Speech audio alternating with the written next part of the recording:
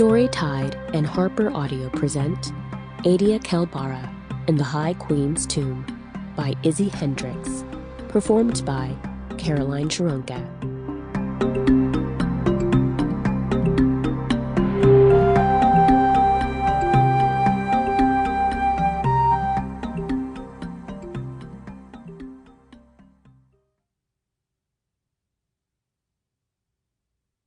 Prologue.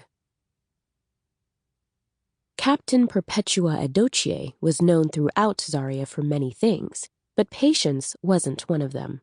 She was a sharp woman with an even sharper sword, who had no qualms about yelling at anyone who accidentally set her off. And it didn't take much to set her off. Perpetua hated tardiness, laziness, vanity, and tepid water. She hated cowards, braggarts, people who spoke too softly, and people who were too loud. Anyone who'd known her for more than a few days wondered if there was anything or anyone Perpetua did like, because it was plain as day that she didn't even like her own son. And Adia and Thyme, the warlord child, was an emperor. An emperor who was currently trying not to sigh as his mother flew into a rage. "Do you know what people are saying about you?" Perpetua snapped. Her soldiers would have cowered at the anger coming off her, but Adia didn't so much as flinch. She had to give the boy credit. He was the only person alive who didn't seem to be afraid of her. Good. It would have reflected poorly on her if she'd given birth to a weakling. "I asked if you know what they're saying about you," Perpetua repeated. "About your latest decision." "Who's they?" Adia asked, his face blank. Perpetua let out a slow breath and tried to speak in a calm, reasonable tone, despite her son behaving in such an unreasonable manner. "The nobility, your council members, everyone in the capital who matters."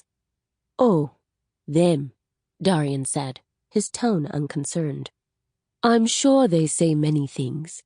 What critique is it that concerns you the most, Mother?" Perpetua would have pinched his ears if she didn't think it would knock off his crown. "They say," Perpetua said through gritted teeth, "that ever since you got back 2 months ago, it's as if you've been possessed by a demon." She'd hoped Adia would feel some level of embarrassment, that being under the influence of dark magic was the best explanation people could come up with for his recent decision-making. But his only reaction was a raised eyebrow. "And what would you do if I was possessed by a demon?" Adia asked, walking over to a window and peering out over the land he ruled. "Would you travel the world to find a cure? To find someone who could exorcise me? How do you think you'd even know? Could you look into my eyes and know it wasn't me?" Perpetua gasped. "What are you talking about? I'm your mother. Of course I would know. That's why I'm here now. Something is clearly wrong with you. You've had a meteoric rise to power, and now you're trying to throw it all away with this plan of yours to outlaw drops. You're going to have to help me make sense of this." "It's a pretty straightforward decision, I would think," Adia said with a shrug. "Straightforward?" Perpetua gaped at him. "My dear child, you are the one who came up with the idea to give drops to the peasants. It might go down as your greatest achievement. They never stop wanting it.